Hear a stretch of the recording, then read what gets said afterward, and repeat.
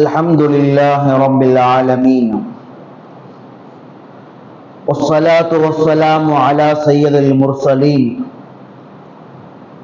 وعلى آله وأصحابه الطاهرين والمسلمين والمؤمنين كلهم أجمعين. سبحانك لا علم لنا إلا ما علمتنا إنك أنت العليم الحكيم. أما بعد، فقد قال الله تبارك وتعالى في كلامه العزيز والفرقان المجيد بعد أعوذ بالله من الشيطان الرجيم بسم الله الرحمن الرحيم وما أرسلناك إلا رحمة للعالمين.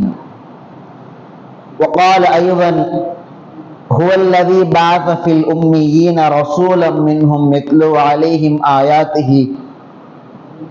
ويزكيهم ويعلمهم الكتاب والحكمة. وقال رسول الله صلى الله عليه وسلم إنما بعثت معلما أو كما قال رسول الله صلى الله عليه وسلم. புகழும் புகழ்ச்சிமை வல்லவனாகிய அல்லாஹ்விற்கு உரித்தாகட்டுமாக.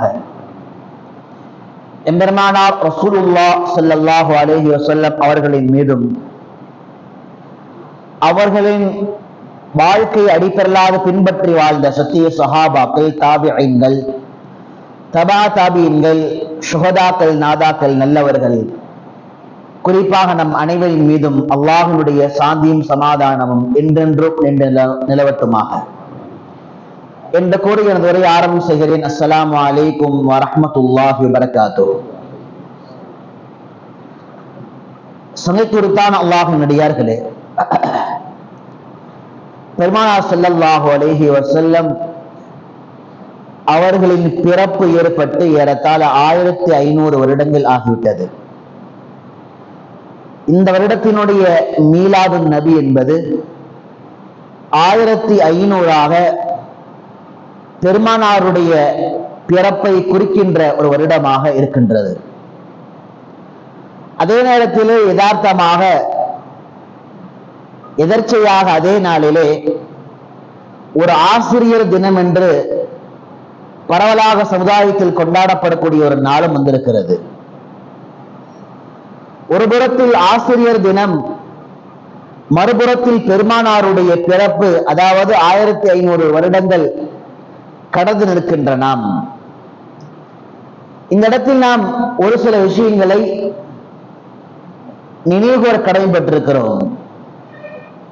உதாரணமாக, ஒரு குழந்தையை பெற்றெடுப்பது தாய் தந்தையாக இருக்கிறார் என்று சொன்னால், அந்த உடலுக்கு தாயாக தந்தையாக அவர்கள் இருக்கிறார்கள் என்றால், அந்த குழந்தையினுடைய உள்ளத்திற்கு, அந்த குழந்தையினுடைய உருவாக்கத்திற்கு, அந்த குழந்தையினுடைய நற்குணத்திற்கு தாய் தந்தையாக ஒரு ஆசிரியர் இருக்கிறார் என்பதில் இருவேறு கருத்துகள் கிடையாது.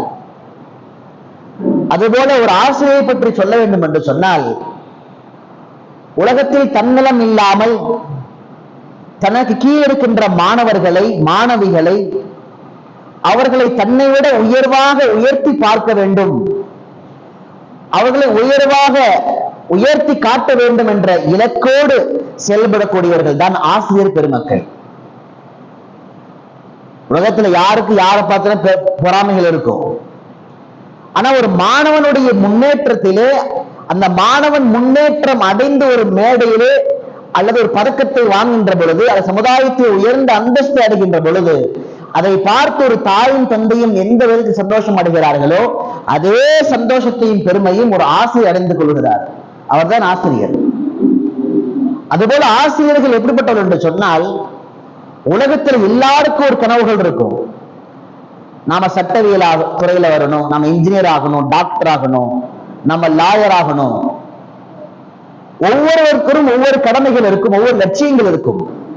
ஆனால் ஒரு ஆசிரியருடைய லட்சியம் மட்டும்தான் தன் வாழ்வில் தன்னை விட மேலாக நூற்றுக்கணக்கான மாணவர்களை ஒழுக்கத்தோடும் ஒழுக்க நயத்தோடும் கல்விமான்களாக உருவாக்க வேண்டும் என்று தன்னை தாண்டி ஒரு பொதுநலத்தோடு லட்சியத்தை மேற்கொள்கின்ற பக்குவம் ஆசிரியர் பெருமக்களுக்கு மட்டும்தான் இருக்கும்.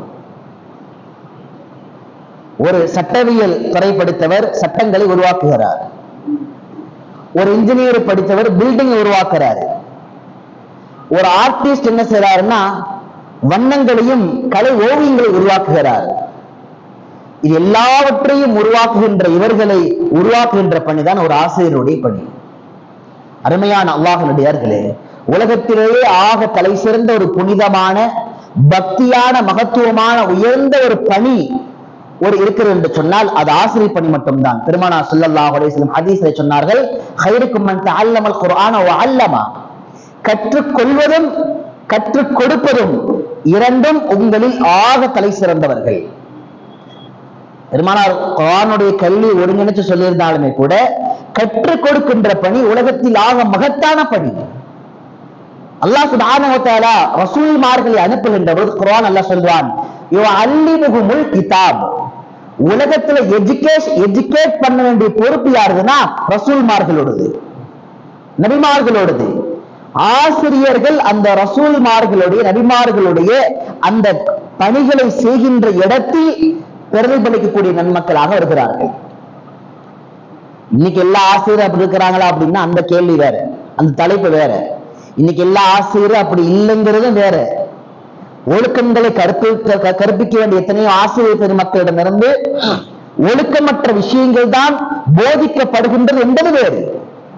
ஆனால் ஆசிரியர் தொழில் என்பது உலகத்தில் ஆக புனிதமான ஒன்று. விஷயம் என்னன்னா, உலகத்தில் ஆக தலை சிறந்த ஒரு ஆசிரியரை நீங்க தேர்ந்தெடுக்க வேண்டும் என்று சொன்னால் அது கண்ணை மூடிக்கொண்டு சொல்லலாம், அதற்கு முழு தகுதி எம்பெருமானார் ரசூலை கரீம் ஸல்லல்லாஹு அலைஹி வஸல்லம் அவர்கள் தான். ஏறத்தாழ 250 பக்கத்தில் 250 பக்கம் பெருமானார் போதித்த விதங்கள் என்ன, பெருமானார் எப்படி போதித்தார்கள், யாரோடு எப்படியெல்லாம் ஒரு விஷயத்தை எப்படி கன்வே பண்ணாங்கன்ற விஷயத்தை 250 பக்கத்துல ஒரு புத்தகம் தொகுத்திருக்கிறாங்க. அவருடைய உஸ்லூபு தாலீம், அவருடைய சிஸ்டமேட்டிக் ஆஃப் எஜுகேஷன், எப்படி எஜுகேட் பண்ணாங்க சஹாபாக்களை. 23 வருஷத்துல 1,24,000 மாணவர்கள் அல்ல, அந்த மாணவர்களை உலகத்தின் தலைவராக மாற்றிய அந்த ஆசிரியர் உலகத்தின் ஆக தலை சிறந்த ஆசிரியர். இதை நாம சொல்லல, நமக்கு முன்னால் சுவாமி விவேகானந்தார் ஒரு உரையில சொல்கின்ற போது சொல்லுவார், prophet Muhammad the great teacher of the world.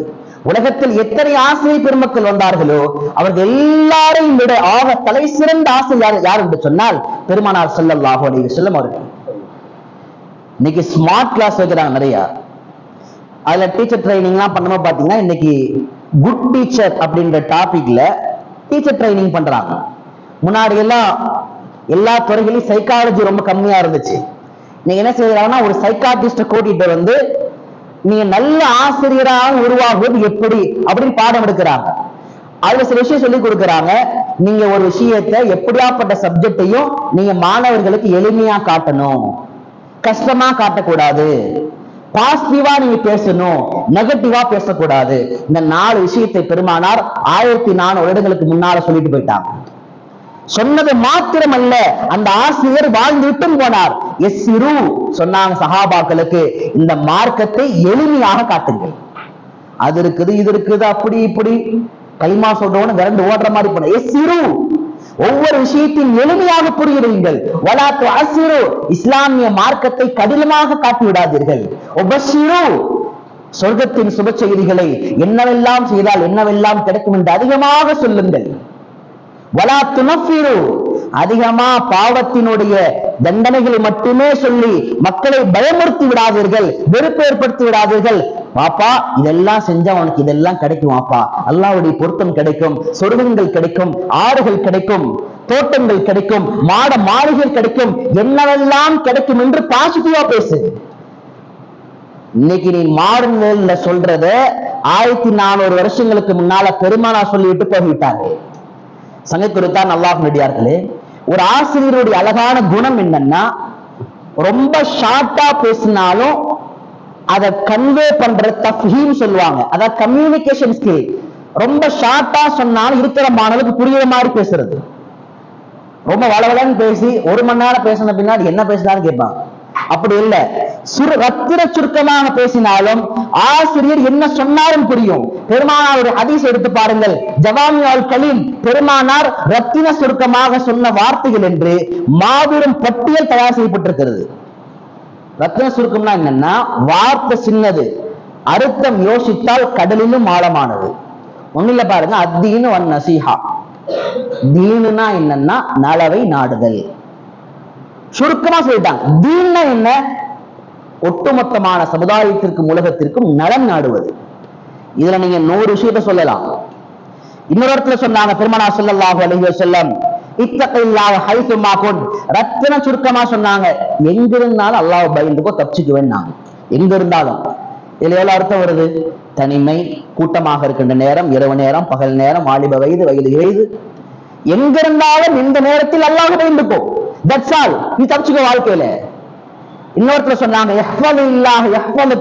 சின்ன வார்த்தை, ஆழமான அர்த்தங்கள். நீ அல்லாஹ்வை பாதுகாத்துரு, அல்லாஹ் உன்னை பாதுகாத்துருவான். அல்லாஹ்வுடைய சட்டங்களை பின்பற்றுவதில் நீ பாதுகாப்பை பெற்றுவிடு. நீ பாதுகாப்பா எல்லாம் செஞ்சிரு, ஒன்னு அல்லாஹ் பாதுகாத்துருவான். ஒரே வார்த்தையில ஒட்டுமொத்த வாழ்க்கையை சொல்லிட்டான் பெருமானார். ரத்தின சுருக்கமாக பேசுகின்ற ஆசிரியர் பெருமக்களில் முதல் பட்டியலில் பெருமானார் ஸல்லல்லாஹு அலைஹி வஸல்லம் இருக்கிறாங்க. அதே போல பெருமானாருடைய குணங்களை பத்தி சஹாபாக்கள் நிறைய ஹதீசுகளை சொல்லும் பொழுது, ஷமாயில், திருமதிகளை போன்ற கிதாபுகள்ல பெருமானார் எப்படி இருந்தாங்க அப்படின்னு பாத்தீங்கன்னா, இன்னைக்கு எதெல்லாம் பெஸ்ட் பிரில்லியன்ட் டீச்சருடைய குணம் என்று நாம் சொல்லுகிறோமோ அதெல்லாம் பெருமானார் அன்றே வாழ்ந்து காண்பித்தார்கள். கான ரசூலுல்லாஹி ஸல்லல்லாஹு அலைஹி வஸல்லம் தாயிமல் பிஷ்ர். எப்பொழுதும் பெருமானார் சிரித்த முகமாக இருப்பார்கள். இன்னைக்கு சொல்றாங்களா இல்லையா, கிளாஸ்க்குள்ள போகும்போது குழந்தைங்களை பார்த்தா சிரிச்ச வண்ணமா இருங்க, ஏன்னா பயந்துட்டு படிக்காம போயிருப்போது. பெருமானார் அன்றே இப்படிதான் இருந்தார்கள். எப்ப யாரு சந்திச்சாலும் தாயிமல் பிஷ்ர், சிரித்த முகமாக இருப்பாங்க. சிலருடைய முகத்துல நீங்க பாத்தீங்கன்னா கடுகு போட்டா புரிஞ்சிடும், எந்த நேரமும் டெரரா இருப்பாரு, வீட்லயும் சரி வெளியுமே சரி. அது பெருமானாருடைய குணம் அல்ல. Soft character. பெருமானாரை ஈஸியாக இலகுவாக அணுகிடலாம், ரொம்ப நல்ல தன்மை. மூன்றாவது சொன்னார்கள் லைனல் ஜானிப், யாரோடும் பழகுவதற்கு எளிமையானவர். தூரந்து பாப்பாரு ஒருத்தர், யாருங்க அவரு? அவர் தான் அல்லாஹ்வுடைய தூதர் ரசூலுல்லாஹ். என்ன ரசூலுல்லாவா, உலகத்துடைய தலைவரா? பயந்துகிட்டே நிற்பாரு. பெருமானார் கூப்பிட்டு ஒரு நிமிஷம் பேசினாங்கன்னா அவ்வளவு சகஜமா உற்ற நண்பர் மாதிரி பழகிடுவார். ஏன்னா பெருமானார் பழக்கமே என்னன்னா, பழகுவதில் ஆக மென்மையானவர். யார் பழகிட முடியும்? அடுத்து சொன்னாங்க லைஸ பிஃபத்லின் வலா கலீதின், சப்தமிட்டு கடினமாக, கடின சுபாவத்தோடு யாருடைய மனதின் சுக்குநூறாக பேசக்கூடிய ஆற்றல் படைத்தவர் அல்ல. மிக மென்மையா பேசுவாங்க. பெருமானார் ஸல்லல்லாஹு அலைஹி வஸல்லம் பேசுகின்ற பொழுது அதிகமாக கவனிக்கின்ற விஷயம் என்னன்னா, சஹாபாக்களின் மனம் உடையாமல் பார்த்துக் கொள்வார்கள். இதெல்லாம் ஒரு குட் டீச்சருடைய தன்மைகள்ல ஒண்ணு. வலா சஹாப், ஒரு விஷயத்தை ஆர்கியூமெண்ட்ல நான் தான் கரெக்ட் நிரூபிக்கிறதுக்காக கத்த மாட்டாங்க. ஏன்னா இன்னைக்கு சயின்ஸ்ல சொல்றாங்க, மன உளவியல்ல, யாரு கத்தி பேசி அதட்டி ஒரு விஷயம் சொல்றாங்களோ, என்ன சொல்றோம்ன்றது குழந்தை கண்ணு ஆகாதான் வாலிபர்களுக்கு. ஏன்னா அவன் அந்த கத்துறதையும் சவுண்டையும் மட்டுமே போக்கஸ் பண்றதுனால என்ன சொன்னாலும் மறந்துடுவானா. அதனால இன்னைக்கு சொல்றாங்க, பேசும்போது பொலைட்டா பேசுங்க. பெருமானார் இன்னைக்கு வாழ்ந்து காமிச்சு போனாங்க. அதே போல வலா ஃபஹாஷ், அசிங்கமா பேச மாட்டாங்க, அசிங்கமான வார்த்தைகளை பயன்படுத்த மாட்டார்கள். பெருமானாருடைய குணம். வலா ஐயாப், யாரை குறை சொல்லிக்கிட்டே இருக்க மாட்டாங்க. என்ன அர்த்தம்னா, இவர்கிட்ட இந்த குறை நடந்துச்சு, ஒரு காலம் நடந்து முடிஞ்சிருச்சு, அவர் திரும்பி தௌபா செஞ்சிட்டாரு. அதற்கடுத்து எந்த காலத்திலும் பெருமானார் ஸல்லல்லாஹு அலைஹி வஸல்லம் ஒரு சபையிலேயே மற்றவர்களுக்கு முன்பாகவோ நீ இப்படிப்பட்ட பாவம் செஞ்சவன் தானே ஒரு நாள், நீ எல்லாம் யோக்கியமா பேசுறதுன்னு சொல்ல மாட்டாங்க. அந்த தவறை நடக்காததை போல பெருமானார் சஹாபாக்கள் பழகுவார்கள். ஒரு நாள் உமர் ரலியல்லாஹு அன்ஹு அவர்களை ஒரு காலத்துல என்னைய கொலை செய்யறதுக்காக கத்தி எடுத்து வந்தவன் தானே நீ சொன்னதே இல்லை. இதுதான் உலகத்தின் ஆக தலை சிறந்த குணங்கள்ல ஒரு ஆசிரியர் குணமாக இருக்க வேண்டும். தவறு செய்து முடிந்து விட்டால் அதை எப்பொழுதும் அந்த மாணவர்கள், சமுதாயத்துடைய மனிதர்களுக்கு முன்பாகவே சொல்லி காட்டக்கூடாது. ஒரு நாள் இப்படி இருந்தவன் நீ எல்லாம் இல்ல. அருமையான அல்லாஹ்வுடையார்களே, அதே போல இன்னைக்கு சொல்றாங்க, ஒரு லெசன் நீங்க அவசர அவசரமா முடிக்காதீங்க, 2-3 சொல்லி கொடுங்க.